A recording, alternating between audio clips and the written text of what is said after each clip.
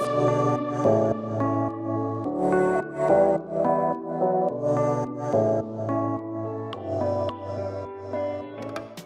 right, welcome back, everybody. On today's show, we're doing a gamification special. So, who better to talk to than gamification enthusiast Moe Ash? Moe is the founder and gamification designer at The Catalyst, an innovative learning and development company that focuses on empowering individuals and organizations through transformative learning experiences. He has also spoken about gamification at events and webinars. Moe, thank you so much for joining us. Thank you for having me. Awesome. I am looking forward to our conversation today because today is almost like a niche special on gamification. And I personally am very intrigued by the whole thing. So I'm really excited to hear what you have to say, all of the insights that you're going to share today. So I'm excited for our conversation today.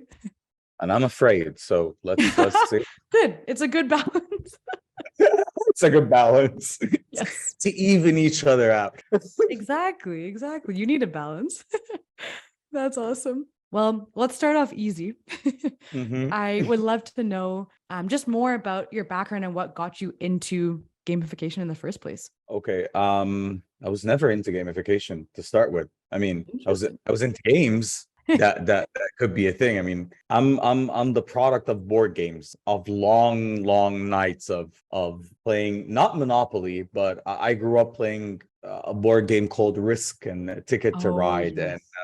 and D&D. So we're talking 6 hours straight. We're talking heaps of sandwiches and long nights with my cousins. And that was basically it to me. Games like board games, Lego. True, I did pass through the Sega phase. Let's just put it this way: the Sega phase and the Nintendo phase. And I mean, I belong to the generation that exhibited and was mesmerized by DOS and Windows 95 and Windows 11. So 11.3, the one that started at the beginning. Yeah. So that's the generation that I grew up within. But I actually come from a major of I majored in human resources management, and I didn't want to work in HR. I wanted to work in the United Nations, and accordingly I did work in UN and UNESCO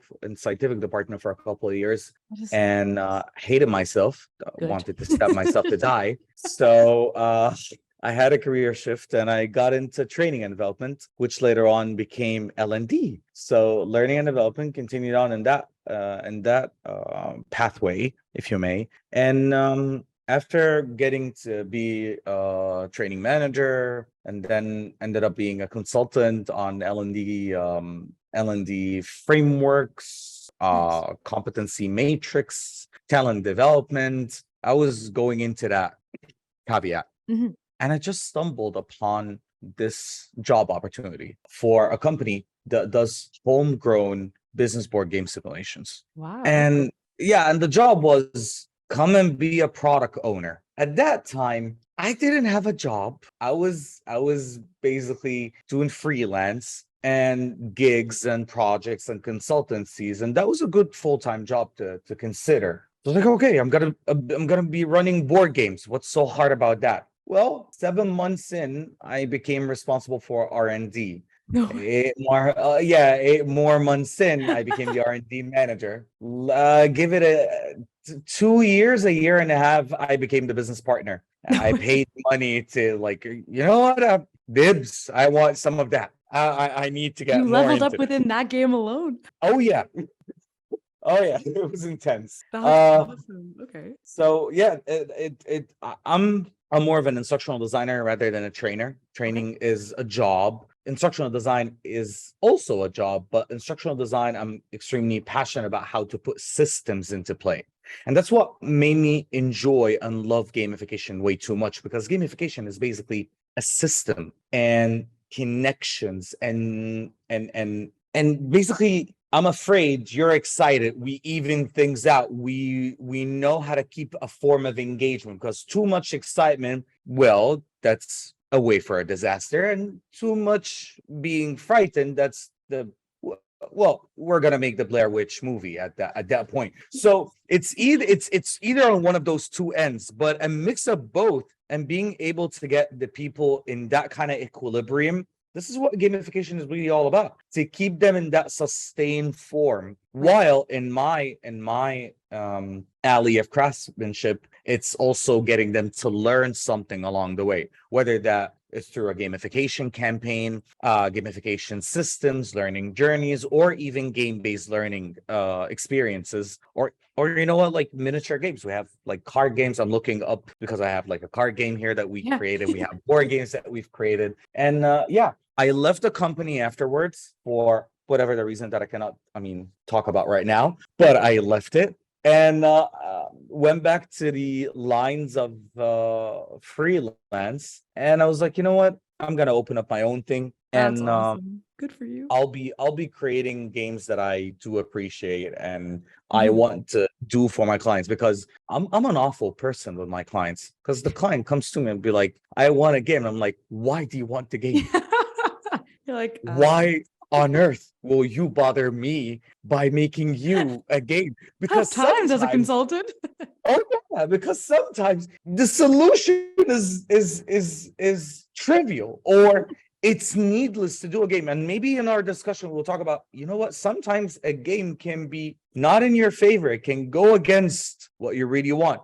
And I'll give you a couple of examples later. I was just going to ask, you jumped to my next question. I was going to say, what are some examples of that? About like gamification gone wrong, or like client requests gone wrong? I guess a combo of both in that sense, as how they work against. The one that I did mention before, and I do hold a podcast, and I had one of the people that I will call a guru in gamification. We had that off the air and we talked about it, and then we hinted at it during the episode because it was just too good. So this big cosmetics company, and they come to me and they're like, we want a board game. I'm like, why?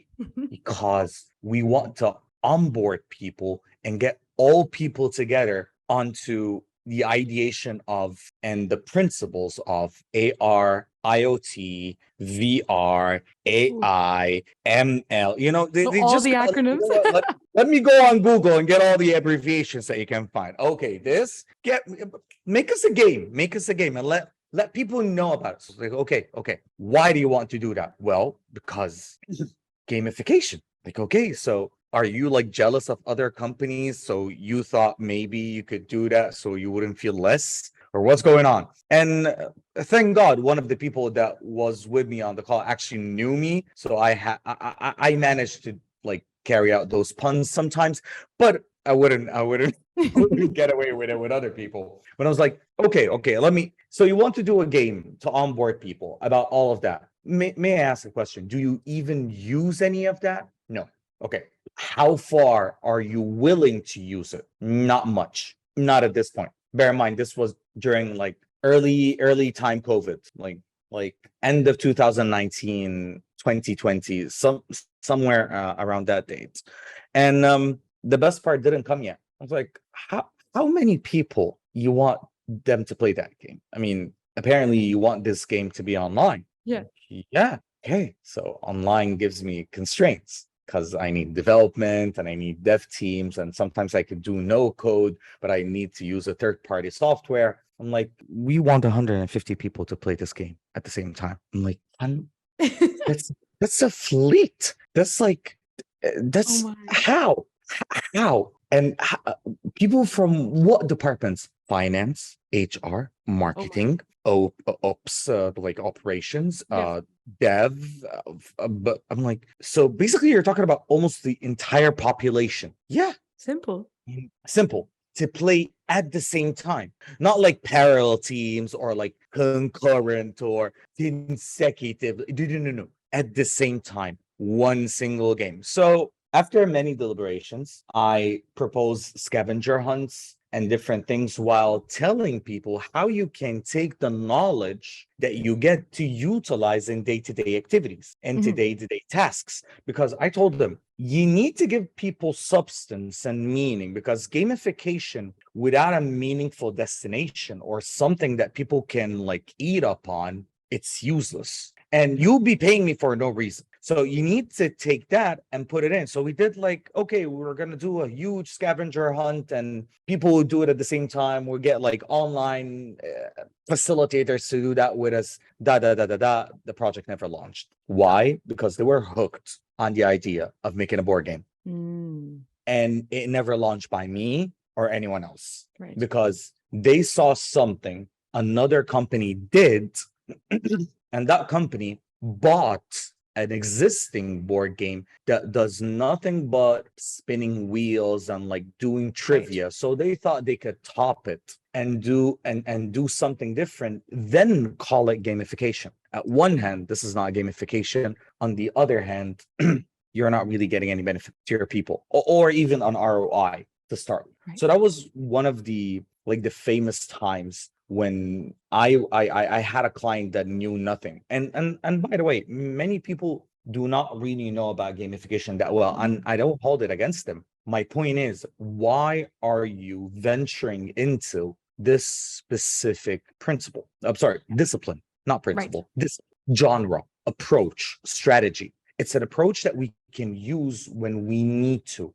not use it all the time. That's not how it should be. Right. Actually, you brought up a lot of great points as you talked about that, and some really great snippets about how you should be thinking about gamification and I guess the why behind it, because even to myself, I don't know all about gamification because I think it's also sometimes used as a buzzword, because when you hear the word gamification, you just think in your mind, gamify it, games, something where you're playing something, interacting with something. But I want to talk about, I want to talk about what it actually is and just the whole psychology behind it, because what's interesting. So for example, with Game Ball, we use gamification, even though I just said it's a buzzword, but we have it implemented in our platform in the way that you end customers interact with a loyalty program. So that's one example. But the idea is that I feel that people should really know the thinking behind gamification or deeper meaning into it in order to embed it into their business. Because actually the example that you just gave was saying that this one company was following another company's steps, but that other company just bought out the board game. And so it's hard to do something like that, because you should really be taking your own approach based on your customers' behaviors and what they're looking for and things like that. So let's dive into the whole topic of gamification and maybe start with what's the psychology behind it and why does it work? And what's the actual, I guess, levers behind why gamification works? Okay, well, I wouldn't really call it only psychology. I mean, psychology, sociology, behavioral sciences in general. And in behavioral science analysis, it really goes into specific tenets, which is avoidance of any form of loss or threats or defeat, seeking attention. We love ego stroking. We love bragging rights. It's normal. That's where you get your herd mentalities and your social status biases and well, this is how this is like high school all over again. Like jocks, emos, goths. I know there are no emos or goths anymore, but like jocks, emos, goths, and nerds, and to the end of all that. Shout out to all the all the metalheads that are here. Yeah. Shouldn't be saying this.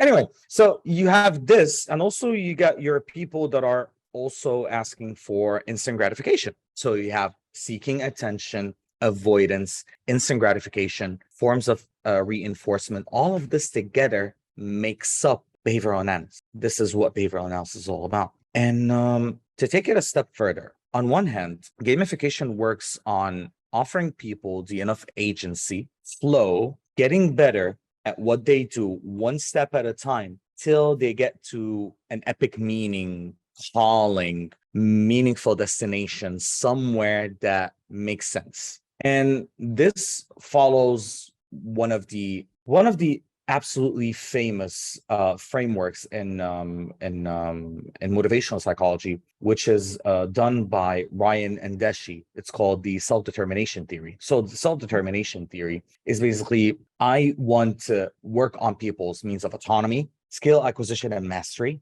and also relatedness. And relatedness is relatedness to the people and relatedness to the end purpose. And this is where you get, okay, I have my autonomy. So autonomy makes me either avoid or look for gratification. I get my mastery. I want to avoid not being good at something, and I am seeking the gratification. And it goes on this way. And as superficial and trivial, the way I'm mentioning it, I know I'm mentioning it in a very shallow way. It actually has grounded research and extreme experiments that have been done over the years. People really care about their form of intrinsic motivation rather than extrinsic motivation and like extrinsic rewards, or that form of Vroom's expectancy motivation, that if I expect this to happen, I am going to be better at something. I mean, I'm not tarnishing it. It's good. But if it's not backed up with a person's will and motive to go forward towards something, no power on earth can make me do something I do not want to do. So this is what really the essence of what gamification is. And then you couple it with others. We put gamification systems, but while we put it, we're trying as much as possible to minimize friction, to minimize obstacles, to minimize hurdles. This is when the science of decisions and cognitive science comes into play. Cognitive psychology and behavioral sciences start to take forward these actions by putting the sunk cost fallacy, or the decoy effect, or the endowment effect, or priming people, or calling all game ballers. And you know, we're that flock of people, we're that herd. Like how I call my people, they're called the catalyst, and they get that pride over time. I mean, I have over 100 graduates that came out of our programs, and when they're in the market, this is pure behavioral science, has nothing to do with gamification. But when they're in the market, oh, you're from the catalyst? Yes, I'm from the catalyst. They have that form of ingrained pride. So priming people and getting people into a certain social status, like how you have people that wear Nikes and others that wear Adidas, and they get into those fights. Although both shoes are just good. There you go. Nike. I was gonna say I'm a Nike gal. And I'm an Adidas guy.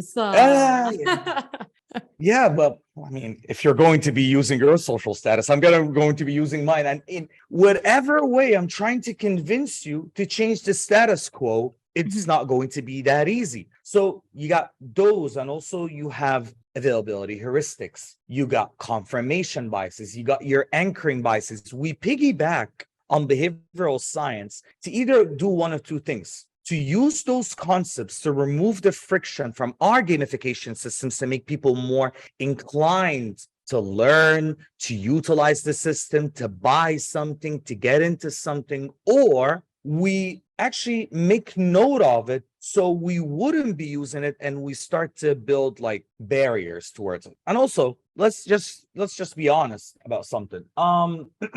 There are apps, and I'm willing to tarnish this one, that are extremely famous for their gamification, although I don't see where the gamification is. Like, for instance, Duolingo. I was gonna say, my first guess when you said you're willing to tarnish it, I was gonna say my guess is that you're gonna say Duolingo, because everyone assumes Duolingo is the first example for gamification, because I think it's the only example they have in mind. And it's the worst example, because Why is Duolingo started at first without the gamification system. But or how so? Yeah, oh yeah. And they weren't really doing that good. Okay. So they used gamification for what? For lead generation, to attract more customers, to get more people on board, while marketing the fact that Duolingo is gamified and it can help you learn a language. Get me one single person on this big blue earth that ever managed to form a proper sentence or carry a conversation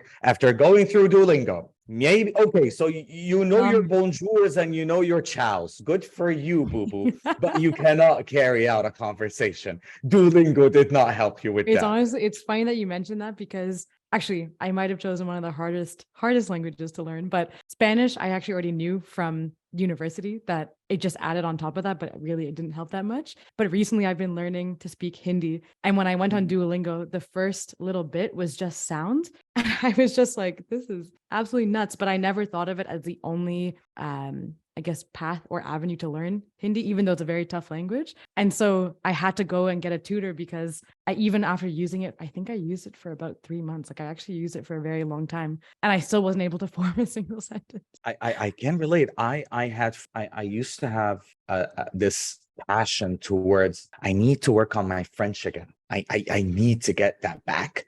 I have good pronunciation. I can do that. So I went into Duolingo for like 2 weeks and I just hated myself. This is not going to help me.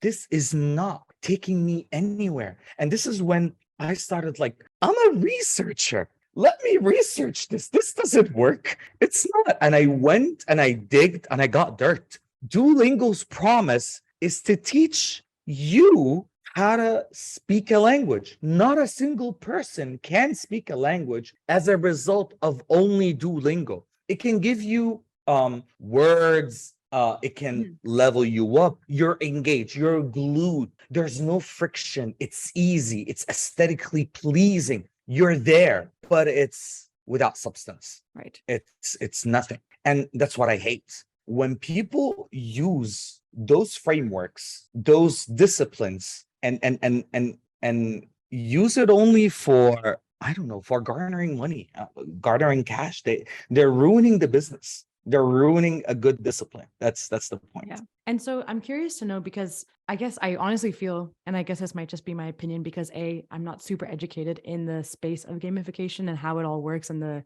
levers behind it, but I feel like it's actually quite hard. You need to be very creative in order to get the factors of gamification working for a business, for a game, for whatever you might be using it for. I'm curious to know, what do you think the role of data plays in gamification? So what I mean by that is I'm also always thinking on the lens of our customers who might be listening to this, for example. So they're Shopify businesses who might want to use gamification for their businesses to interact with their user or their customers and have some sort of elevated experience. But we always come to this topic of data and how it plays a role in loyalty, in retention, in gamification, in this, in that. So I'm curious to know, what do you think is the role of data? Because I think it also kind of plays into what you're talking about of using it properly so that you actually reach the intended outcome, not just slapping on a title that says we are gamified in some way. So I'm curious, what do you think is the role of data in gamification? Well, let's open up the gamification Bible, which is the MDA. And the MDA is a very well-known framework in game design and game research. It's mechanics, dynamics, and aesthetics. So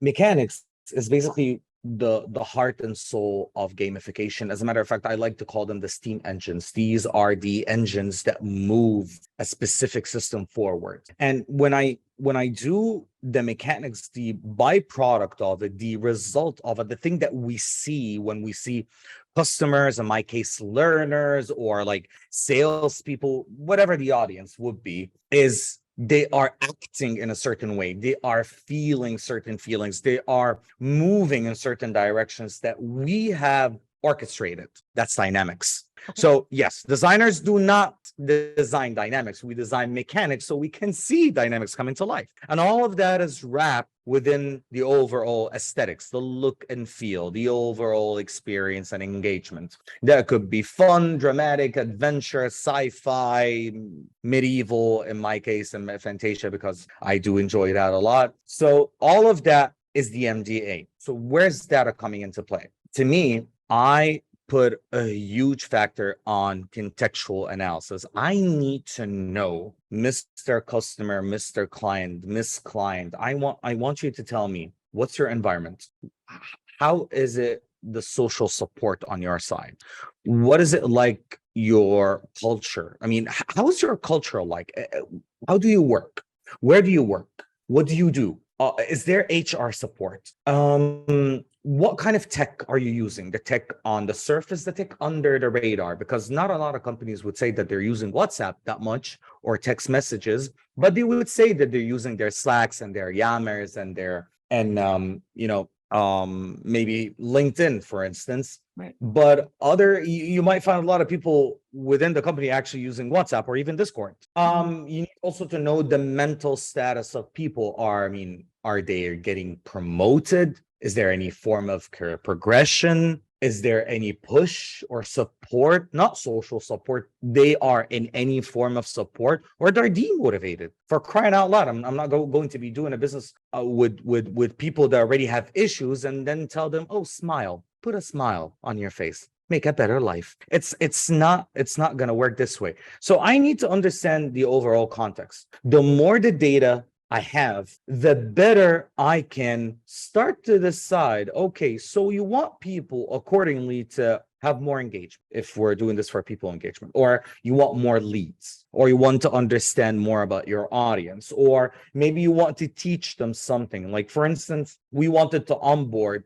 2,000 employees on a specific cultural model, and they didn't even know there was a cultural model. Oh my. I mean, there was a cultural model, and then they re-innovated and changed it. And at both, they never even knew it existed. So don't tell me to come and push forward something. Apparently, I need to onboard them onto the idea first, and then we'll do the cultural model. Right. So data is everything. Without data, I cannot do a single thing. I wouldn't know the actions. Accordingly, I wouldn't be able to know the mechanics that I can use. And accordingly, if I do not know those mechanics, do not expect a specific targeted dynamic to come into play. And also, I need to be aware of diversity, inclusion, equity. Certain aesthetics might not work with certain organizations in certain countries because it could be against religion, it could be against race, ethnicity, culture of the organization itself.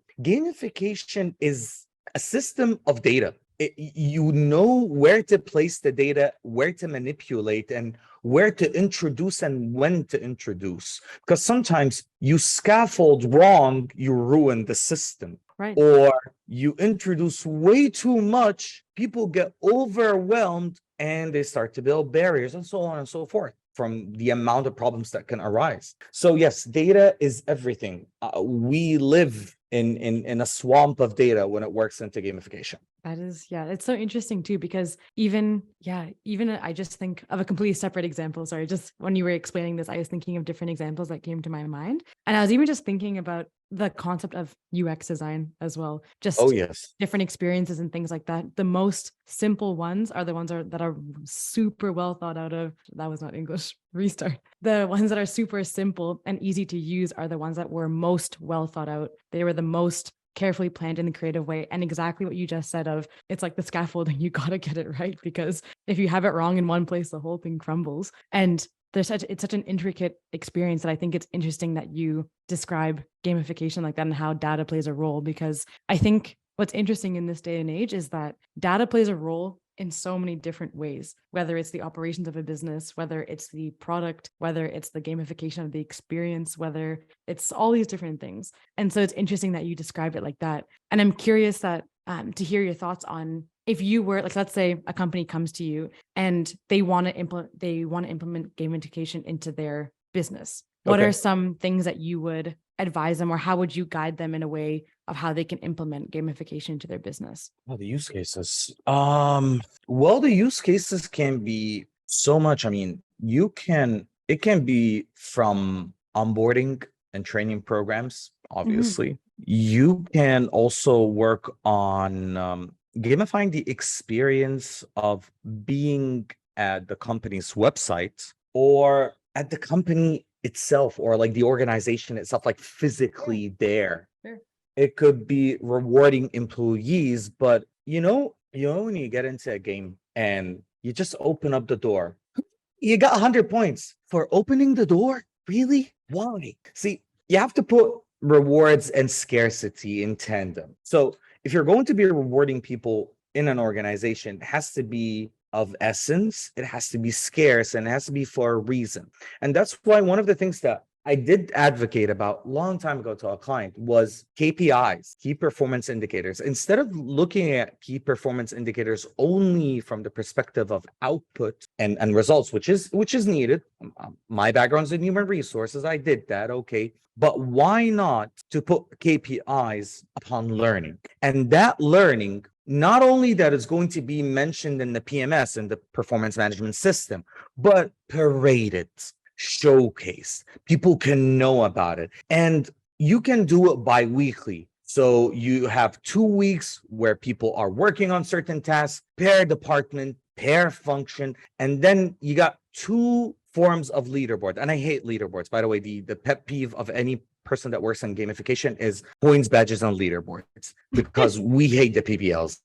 We hate them because Why? because you put chocolate on broccoli, it's still broccoli, okay? It's still broccoli, and I love broccoli. I don't hate broccoli, but it's not chocolate. Okay, so whenever someone thinks about gamification, put points, badges on leaderboard. Let me tell you something about leaderboard. When we did this, we had a leaderboard for bi-weekly work and effort, and then we had a global leaderboard. So that bi-weekly leaderboard gets resetted every 2 weeks. Okay. And all of the data is then transformed, stored, put up on the global leaderboard where the entire company is competing on a totally different league. So if me and you, we get into this week's leaderboard or the next 2 weeks leaderboard, and as I come in, you're already 200 points or merits or whatever you want to call it, shenanigans ahead of me. I am obviously going to be pretty much Fair. demotivated to do anything. Fair. Like, oh, well, you know what? It's screw it. I'm not going to do it anyways. I mean, you're better. But if I feel all the time that I'm not in a league of my own, there are others with me. I can be with others. I can still compete. There's still fuel in me to put in. Mhm. Yeah, I could do that. So we did that and it worked. People felt that each and every 2 weeks, they have a competition going on. And the competition, as much as it's a competition with their colleagues, it's actually a competition with themselves because they're competing with what they did 2 weeks before. And then they're competing globally with the rest of the organization on other tasks that we had to look into. How can we put the algorithm where the numerical values here can be close to the other numerical values from other departments with their other niche work and different forms of products and outcomes. So that was one of the ways. And sometimes companies do like reward systems for top performance, and that's just awful because I wouldn't do that. Mhm. Gamification, according to a paper, can't really remember, Armando something, I can't really remember his name. It's called The Dark Side of Gamification. Anyone can look it up for me. The Dark Side of Gamification. So the Dark Side of Gamification, they actually went through different institutions and governmental and private sector, and they started to monitor and observe people's behavior from a gamification system that went wrong. And I don't want to be butchering the statistics right now, but you found a lot of people that are doing the following. Some people cared more about the points rather than they care about others or work. Some people started to have fostered unethical behavior coming into play where they would do anything for The points. progressing. Some other people didn't really give any attention to any of that, and they disregarded the game and they disregarded everything related to it. Even it affected their loyalty towards the organization. Some people started to focus on their work, and while focusing on their work, they felt that they are neglected and demotivated because they're not taking part in the overall festivity that is happening. So that's because of so many different things. Wrong scaffolding, gamification that was not built correctly, putting chocolate on broccoli, using rewards to reward the top performers, when instead you should be offering employees, learners, your audience agency. Gamification, according to Carl Kopp, it's not a panacea. It's not a thing that fits everyone and everything. And I love that quote by him. It's not a panacea. And if it works with certain people, it might not work with others in the same domain, but it could work with them on other forms. The most important thing is you need to understand, using data, who are your people? What are they aspiring towards? And understand and respect that. You have to honor it. Then look into the purpose that you want to take them into, and just take a moment. As an organization, is that a worthy purpose? Do they feel related to it? Are You're you almost building asking like the culture? why behind it. Yes, Mhm. gamification can be utilized to build a culture or ruin a culture. Yeah, it's a It good can point. build a culture within the organization that gravitates people further towards everyone or push them away. And so I guess, yeah, there were so many great points. I don't know where to start, but I guess it's thinking about how, or I guess, sorry, main point of what I understood of what you're saying is that gamification is not the easy answer to everything. And it's not going to fit every single fit case. Like it's not panacea, like you said. And I think it's interesting to think about it in a way, like asking the why behind why you might want to be doing it, the why behind your customers or your employees, or what's that guiding light, because gamification could fit that or it could not, depending on what they're going after. And I guess if you're able to define that why properly, you can figure out the right scaffolding, you can figure out the right way to go about this, you can figure out the intention and the motivation behind what Actually, you should one be more providing. point. Mhm. How to get people, and this is also something that we struggle with, Right. how to get people off the game, off the gamification system, and back into real life implementation. Yeah. The offboarding is extremely important. As important as the onboarding, I need to take, you know what, Lauren, we're done. Let's get back to IRL. Okay. We need to game's over. Or That's the so funny. gamification system. I mean, you wouldn't find a gamification system that would last for years. Mhm. It's not D&D. It's not LARPing. I don't know if you know about LARPing. I've honestly I've heard it, but I can't actually know what it stands for. Live action role play games. Okay, Yes. like Okay. Yeah. people would, you will be an elf and I would be a I don't know, a dark elf. Okay, and we do those roles for like 2 weeks ahead. At one point, the LARP is going to be over. The game is going to be over. We will be back. So gamification system need to offer offboarding, B, keep on changing and iterating with people's means of interest, needs, and desires. Like, what do I need to do? What am I interested towards and inclined to? And what I desire to do right now to get better at what I'm doing. So if that is not changing, the game will be over pretty soon. And I need to offboard. It's a great point. I never thought of that. I never even knew that was part of the whole concept, but that's a very fair point. Interesting. And I think you provided a lot of insight there, because what's interesting about this topic, and even just what you've been describing through your examples, through your insights, through these different frameworks of the MDA, for example, is that these are so applicable to many different situations, even just actually, like you said, towards customers within your current organization, building culture, for example. And so I think there's so many different ways that you can think about gamification throughout ecosystem that you're in, whether it's for your current employees or for your customers, and how to approach that. And if there was one main takeaway of what I learned from today's conversation, was how you position that thinking in your mind and how you go about building that system, and how data plays a very, very important role at the heart of all of that, which is really interesting. So thank you so much for that. That was really interesting. It was cool to hear your insights on it, the different angles that you approach it at. And basically how we typically end off these conversations is my favorite part of the entire conversation, which is called the lightning round. So learning more about you with just some fun questions. So we have 3 lightning round questions, and then 1 question that's based around advice. And then we're on our way to go play our games after that. So all right, what we're going to do is we're going to start with the lightning round questions. Okay. So first lightning round question. If you could go into any other industry or profession, doesn't matter if you don't actually know how to do it, what would you like to try your hand at, and why? I mean, I'm a father. I'm not gonna try. I need something that can give me money. I think I'm gonna get the band going and go sing again. I mean, no more karaoke. Let's get the band together. I love jazz and rock from now on. I love it. Jazz and rock, 2 very, very opposite approaches. I like it. You're all about that opposite balance, aren't you? Blue cheese and honey. So you know. Oh my gosh. Interesting. Chocolate broccoli. Excited, nervous. That's awesome. Okay. Second question. What is your favorite gaming console and why? Xbox, hands down. I'm from the green team, guys. Yeah. Look, I don't play soccer or football, how you want to call it. I'm Egyptian, but I don't play soccer. I hate it. You hate soccer? There, I said it. I hate it. I don't watch it. We were gonna be good friends, Mo.